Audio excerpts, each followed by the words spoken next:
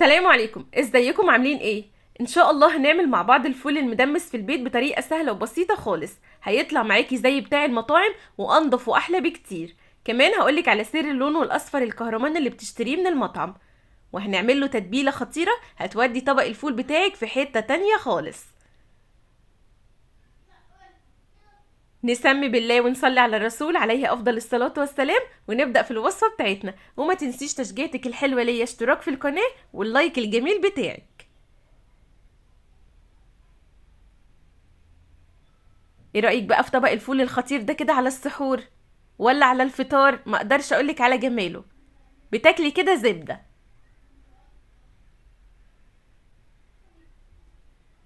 في البداية كده معايا كمية الفول اللي انا هدمسها حسب ما تحبي، نص كيلو، ربع كيلو، كيلو، إيه اللي يعجبك. انا مستخدمة ربع كيلو من الفول البلدي. حاولي لما تشتري الفول هاتي الفول البلدي. الفول البلدي هو بتاع التدميس، ما تجيبيش الفولة الكبيرة قوي دي بتبقى فيها هرمونات، ولا الفولة الصغيرة قوي دي. الفولة المتوسطة دي هي دي بتاعت التدميس اللي هو الفول البلدي. بتنقعيه ليلة كاملة او ما يقل عن 12 ساعة.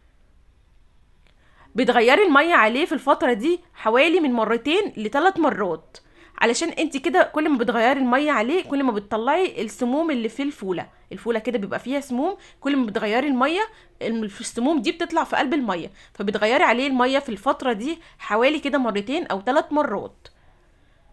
ولو لقيتي الفولة لسه مكرمشة معاكي ما تدمسيهاش وهي مكرمشة، برضو سيبيها منقوعة شوية. وزي ما شفتيها كده بعد ما ال 12 ساعة او بعد الليلة الكاملة، مثلا من بالليل للصبح، الفولة بتكبر معاكي وبتبقى حلوة قوي. بتغسليها بقى كده غسلة كويسة وتصفيها، وتبتدي تحطيها بقى في الدماسة لو عندك دماسة، او في الحل عادي. بنزل بقى عليها بربع كوباية فول مدشوش، وربع كوباية عدس مغسول غسلة كويسة، والفول برضو مغسول غسلة كويسة، وطماطمايه كده كبيرة مبشورة. وبنزل عليه بعصير نص ليمونة، وغطيهم بالمية المغلية.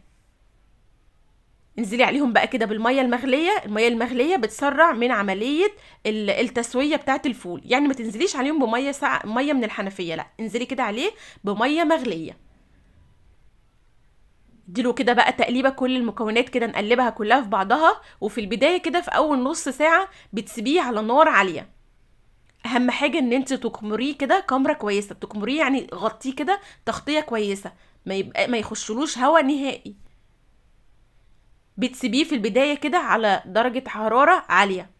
النار بتبقى تحتيها كده اول نص ساعة بتبقى عالية. بعد كده بتبتدي تهدي النار زي الشمعة، هدي النار خالص. معايا هنا بقى كده نص، بعد ما عدى حوالي ساعة ونص من تسوية الفول، معايا بقى كده نص كوباية مية. انزل كده عليها بمعلقة دقيق كبيرة، ومعلقة كركم صغيرة. معلقة الكركم ومعلقة الدقيق اللي هتقل قوام المية بتاعت الفول معانا، ومعلقة الكركم اللي هتدينا نفس اللون الفول بتاع المطعم بالظبط. زي ما قلتلك بعد ما عدى حوالي ساعة ونص من تسوية الفول، والفول كده على النار لسه، بشيل كده الغطا من عليه، وبضيف الكوباية اللي انا عملتها معلقة الدقيق مع معلقة الكركم، وبغطيه وما بكشفش عنه الغطا خالص. حاولي على قد ما تقدري ما تكشليش الغطا من على الفول نهائي علشان ما يسودش معاكي. اديله المية الكافية المغلية بتاعته، اللي هو بحيث ان انت تقعدي فترة طويلة ما ترفعيش الغطا من عليه. وزي ما قلتلك النار تحتيه بتبقى زي الشمعة، هادية جدا، على نار على عين صغيرة بتاعت البوتاجاز، اصغر عين بتاعت البوتاجاز. والنار بتكون تحتيه زي الشمعة، ضعيفة خالص. بياخد معاكي حوالي من 4 ل5 ساعات، وممكن 6 ساعات. ما تقلقيش خالص، كل ما هيقعد على النار الهادية مدة طويلة، كل ما هيطلع معاكي الفول زي الزبدة. طبعا احنا جهزنا بقى كده طبق بوله كده فاضيه، نزلت بمعلقتين طحينه، وعليهم كده رشه من الكمون، ورشه من الملح، ورشه من الشطه، وعصير كده نص ليمونه، ومعلقه خل صغيره. وقلبت كده وشويه زيت حلوين، وقلبت بقى ايه التتبيله الخطيره دي كده مع بعضيها. بصي ما شاء الله بقى كده بعد ما عدى 6 ساعات على الفول زي ما قلتلك على النار الهاديه، الفول معايا مستوي زي الزبدة. مش بس الفولة من جوه، لا، ده كمان القشرة مهرية جدا. في نفس الوقت الحباية كده سليمة زي ما هي. بصي ما شاء الله، كمان لونه خطير، لونه كده اصفر كهرمان زي بتاع المطعم بالظبط. عايزه اقولك هنا على حاجه، لو انت عايزاه نفس اللون بتاع المطعم دوت، بتحطي عليه اضافه اللي هي معلقه البابريكا معلقه الكركم قصدي الصغيره. لو انت عايزاه لونه محمر، بتضيفي عليه بدل معلقه الكركم معلقه بابريكا، معلقه بابريكا كده كبيره مع الطماطميه المبشوره، هتديكي اللون المحمر بتاع الفول لو انت عايزه اللون ده.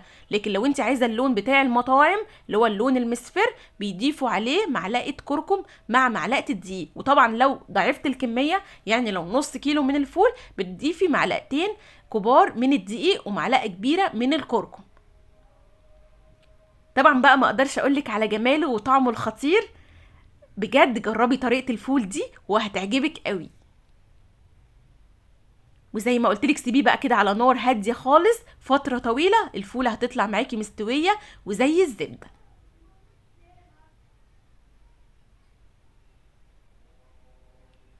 بصي كده لونه الخطير ده، لونه وطعمه زي بتاع المطعم وانضف واحسن بكتير. طبعا لما نعمل الحاجه في البيت انضف واوفر بكتير جدا عن ما بنشتريها من بره. وبألف هنا وشفا على طبق الفول ده على السحور، بألف هنا وشفا على قلوب.